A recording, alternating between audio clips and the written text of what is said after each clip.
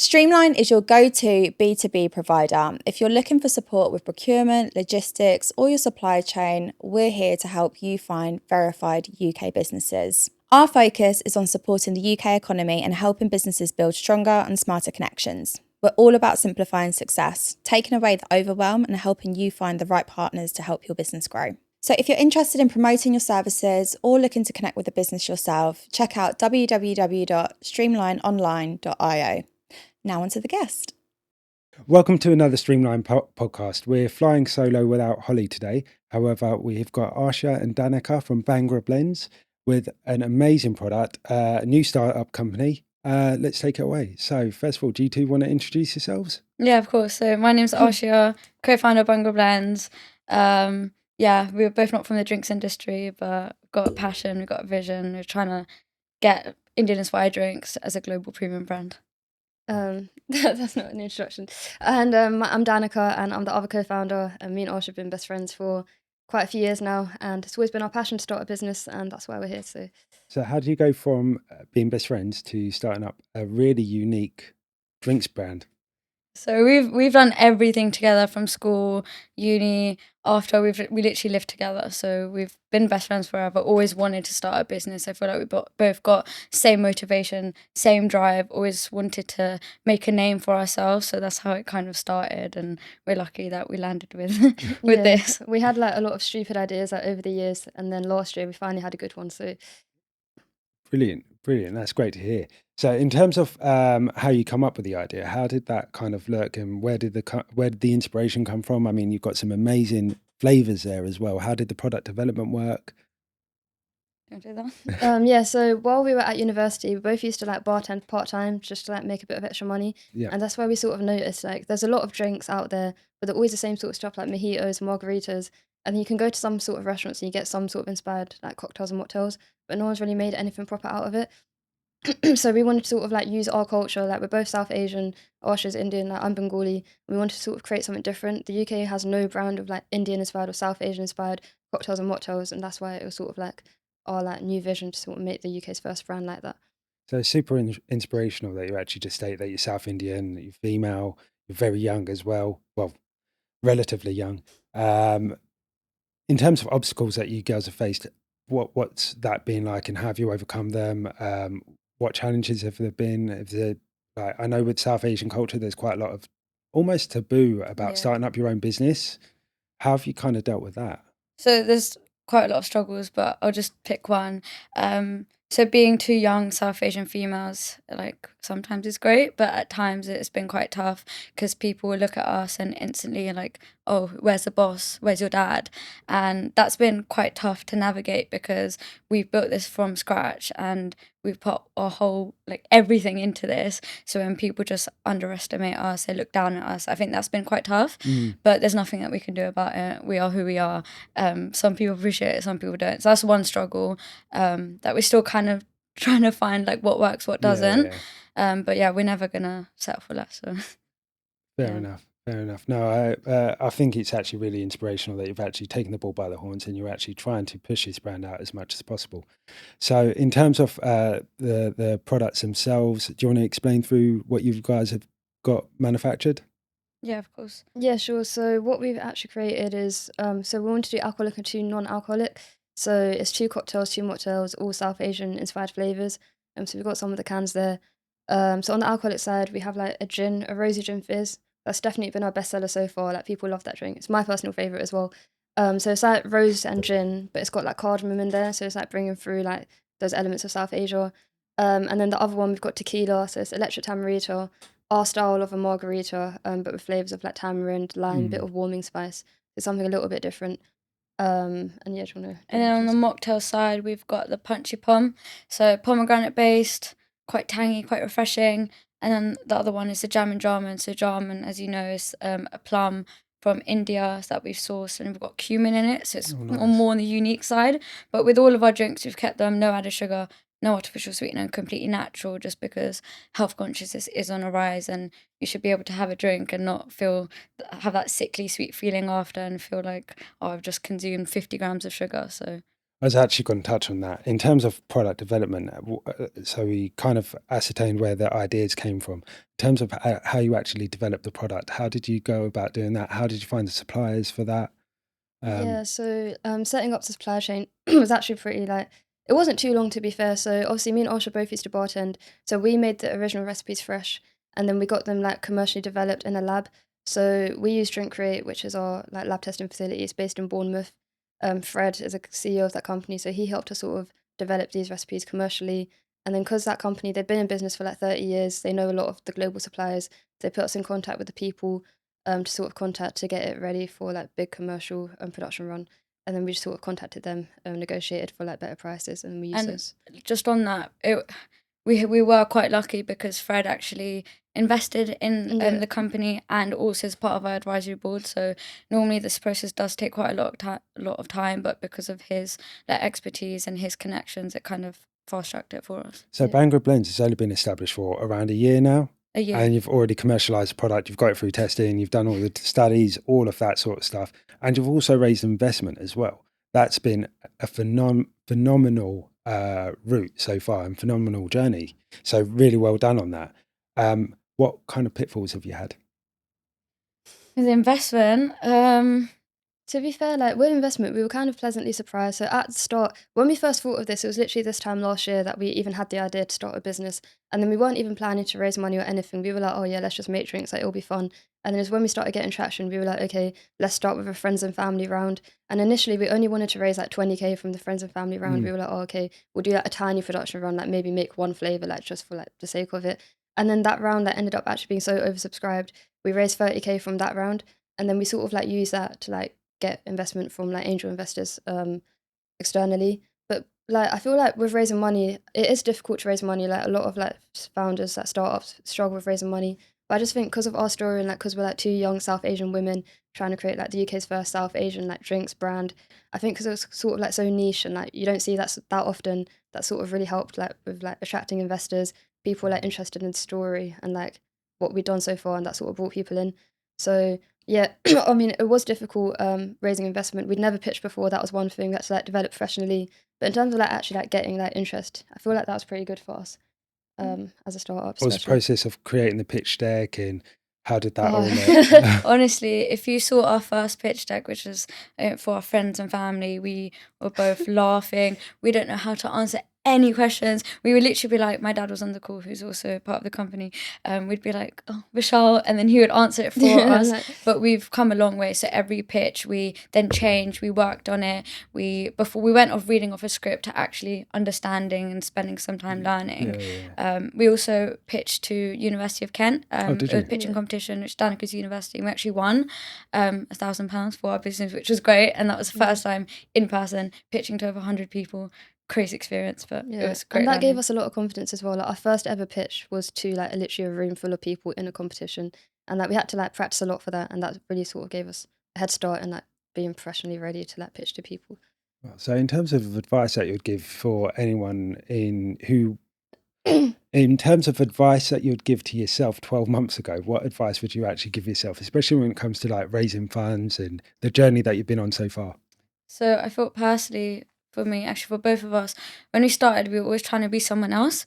And we're both very like happy, like laughing people. We're always like making a joke about something, but we try to be someone that we weren't. And then with time, we realized that people invest in not just the product, not just the story, but us as individuals, and they want to see like the real authentic selves like of us. So I think being yourself actually is the biggest thing, and now I just embrace it. Like my dad would be like, oh, do this, do that, and then after he was like, actually, like we've all got different skill sets, and I don't care if people laugh at me, but that's just me, and I think it really helps build connections.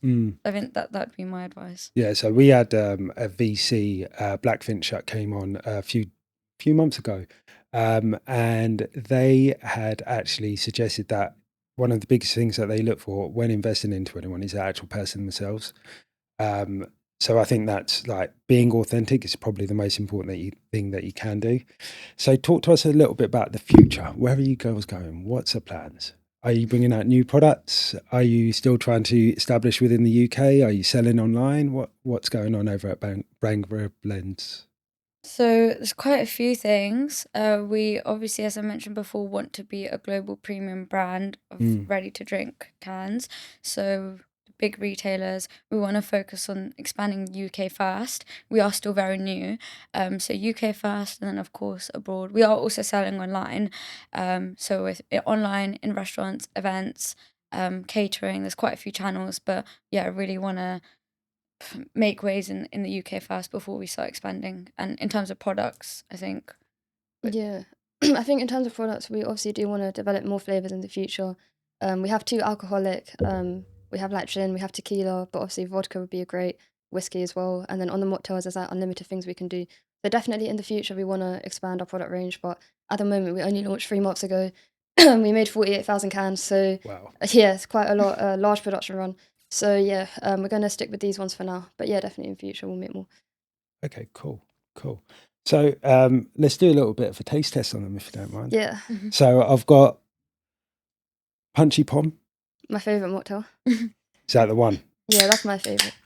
So in terms of, obviously, I think we need to highlight just the aesthetic of them. They look Yeah. amazing, by the way. Who come up with the design?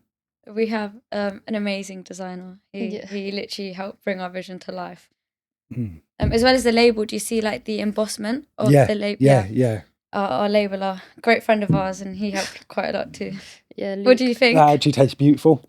That tastes beautiful. And like you said, it's not too sweet. It's quite refreshing. Yeah. And it's just like on point, to be fair. And that's the You thing, like with nailed the that. mocktails, like you mentioned, like you don't drink alcohol, and then like you don't want another Coke or like another lemonade. You want something that's a bit more complex. That's why we wanted to make something that's like alcoholic but without alcohol, not just another drink. Yeah, that's actually what I really like about the concept is that you're catering for both markets, and it's really annoying when you're going out to a bar with friends, you don't drink, and it's like you're very limited. J2O, Yeah, Yeah, exactly. honestly. literally Or that is it. Or Slur. slur. Yeah, going to someone's house especially. Yeah, exactly. So it's really nice that you come out with that. It actually tastes really, really good as well. So just kicking it back a little bit, I know we've actually discussed quite a lot already, but in terms of South Asian girls, it's a big problem in the community that we don't actually support our own when they're trying to come up and when they're trying to build new businesses, and when they're trying to really personally develop. How have you found that sort of experience so far? So I think you're spot on with our community not supporting, we're not supporting each other. I think recently where you see like a lot of the influencers, like the South Asian influencers have actually like increased a lot, and there's a lot more support from the bigger brands. But I feel like in terms of us starting a business, we have had a lot of support, but at times, yeah, I don't know. I wish we could kind of just spotlight each other, highlight each other's successes, and yeah, support each other. I don't know if that makes sense. Makes perfect sense. But that's what we're here today to do as well. Yeah. Right. So yeah, I think there's a huge problem with regards to that, and I don't understand why. It's almost like people Competition. want to one up you. Yeah. Yeah. And have you found any of that at all? I wouldn't say that we've had people like trying to one up us, but I feel like sometimes we'll go to like events and stuff, and like I don't know, like sometimes people's reactions is kind of like you can tell they're just like not supportive, and they'll be like the same age as us or similar age to us. But most of the time, like the majority of people have been supportive, so like most people think it's pretty cool.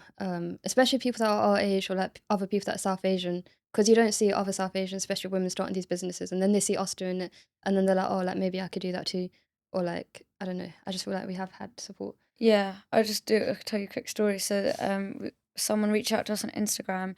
He's in sports industry, and he reached out to us because he's got 3 daughters, and he said, "I want to support you girls because you are what my girls will look up to," and that actually just made me so happy because we didn't necessarily have anyone to look up to as role models in business. There are lots, but like not. I couldn't pinpoint one, but just him saying that about his children and really it just made us realize what we're doing and how this is so much more than a drink. It's our story, it's female empowerment, it's our culture, it's our heritage. Like, it's not just a drink. There is so much more.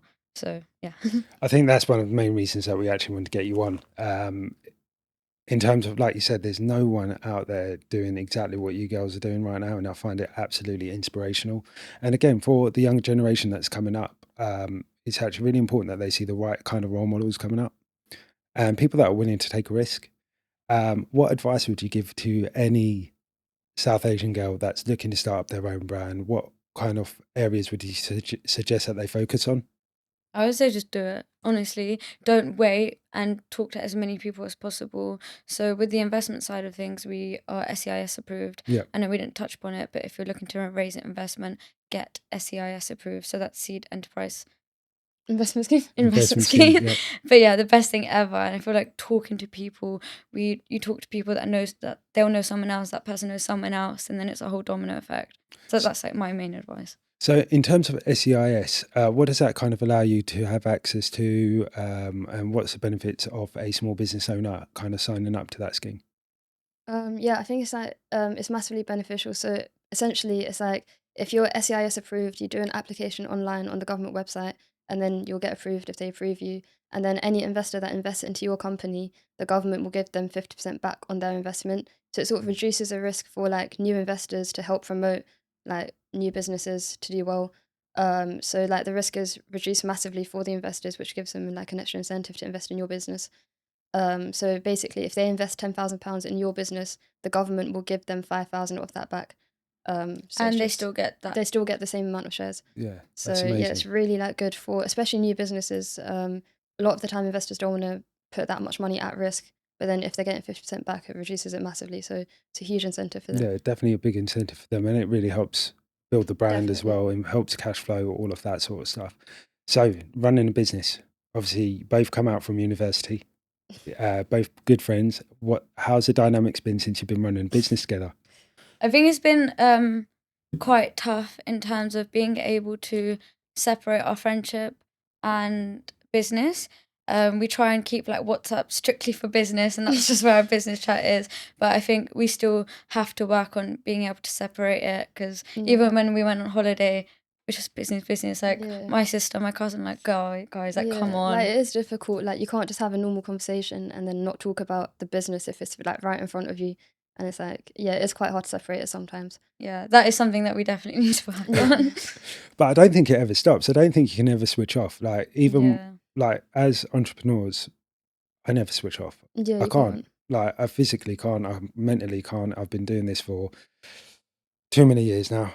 A lot older than I look. But yeah, I can't switch off. All I'm thinking about is the next development that I want to Yeah, do, or the next exactly. project that I want to work on. Yeah, like And even it's if we're having like a normal conversation or a normal phone call and then I'll just say, oh, that restaurant would be perfect for our drinks. Like it's impossible to like ever not talk about it. yeah. So you've got a lot of new milestones that are coming up as well in terms of hiring staff, increasing your customer base, obviously increasing the supply chain as well. Have you thought about how you've kind of got to structure all of that processes? Have you thought about any of the future planning as well? Yeah, I'd say like we're always like planning for the future. Obviously, we want this business to be a success. Right now, we only launched in July. We're stocked in around 40 restaurants in and around London. So obviously, we want to keep growing that. We've been doing a lot of events. We want to keep doing more. Getting into retail, we've recently started getting into retail shops. That's only been sort of like a month that we've been doing that. So we obviously want to grow that as well. But we sort of do everything like side by side. It's not like we focus on one thing.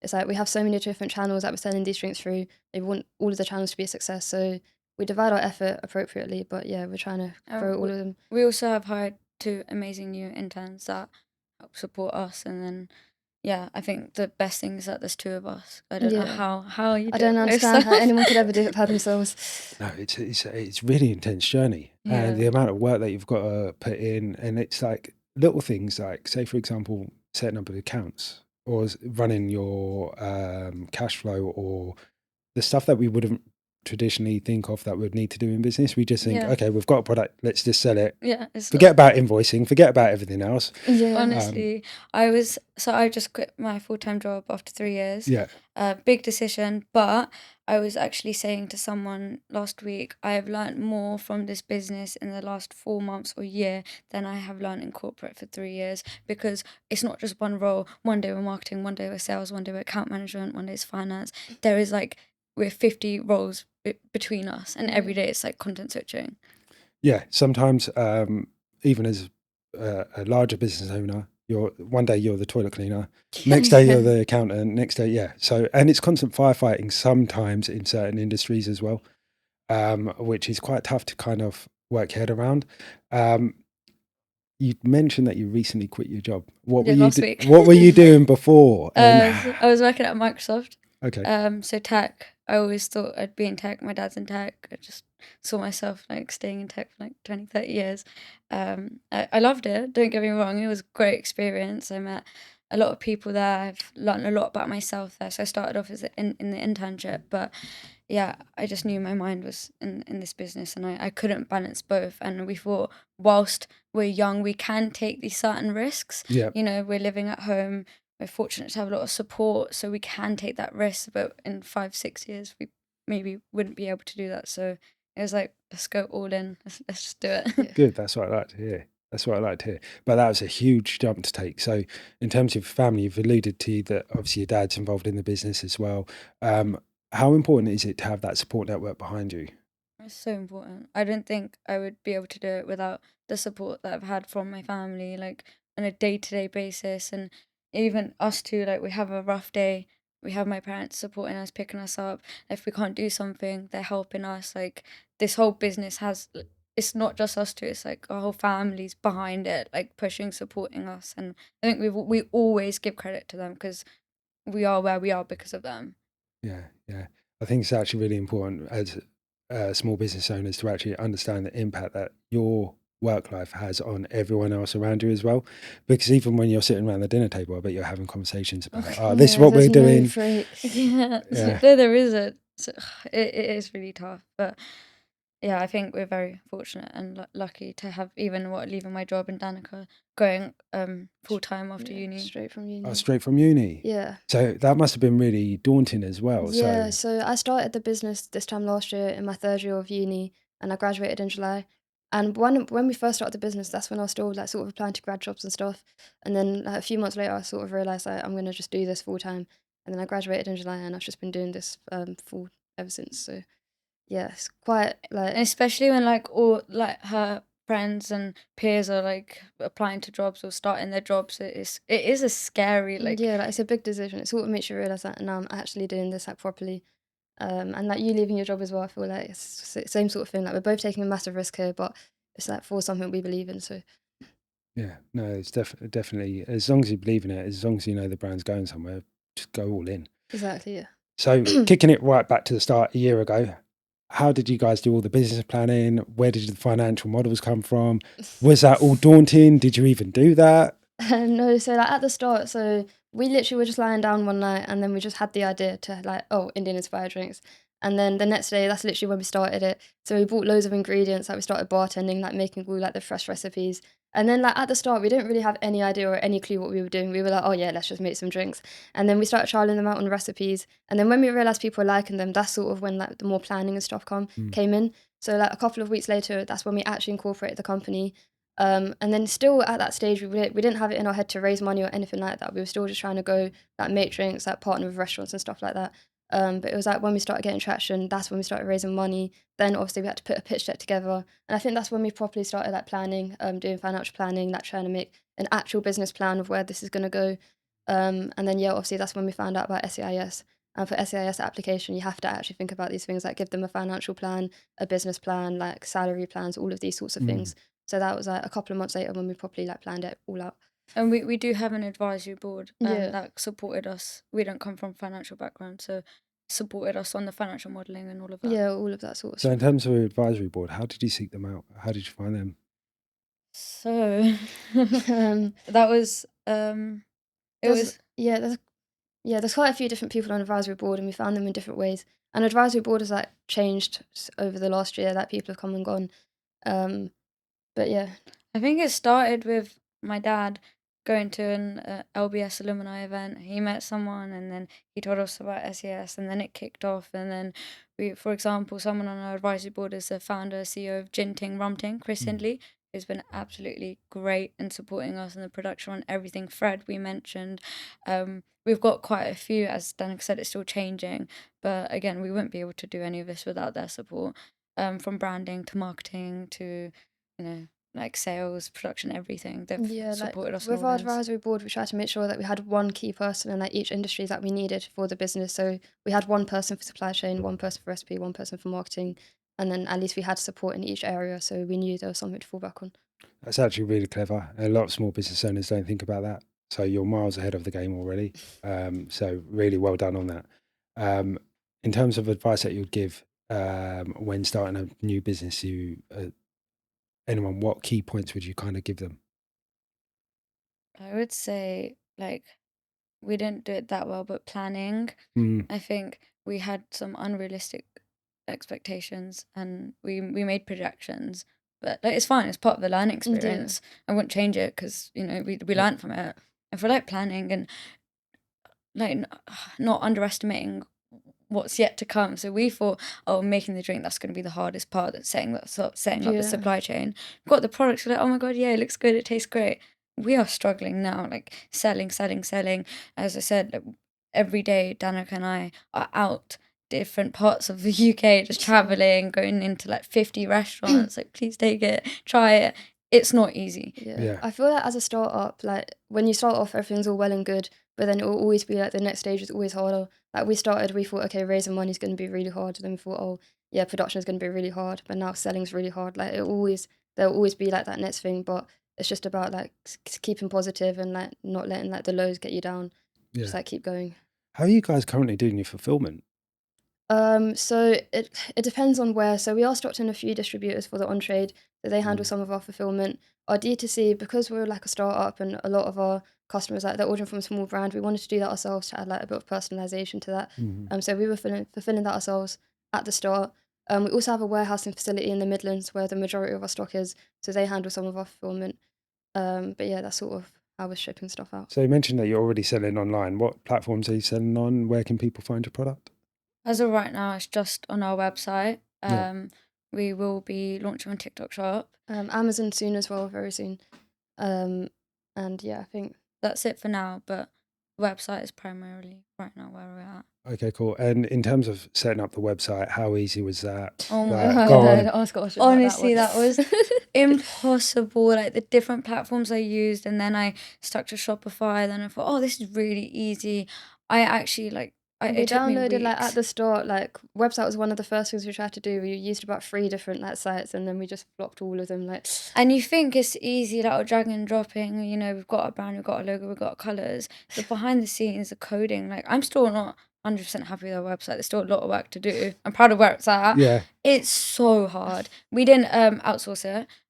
I would advise to save time, outsource it Outsource it. because I struggled and I spent way too much time on it. Shopify is great though.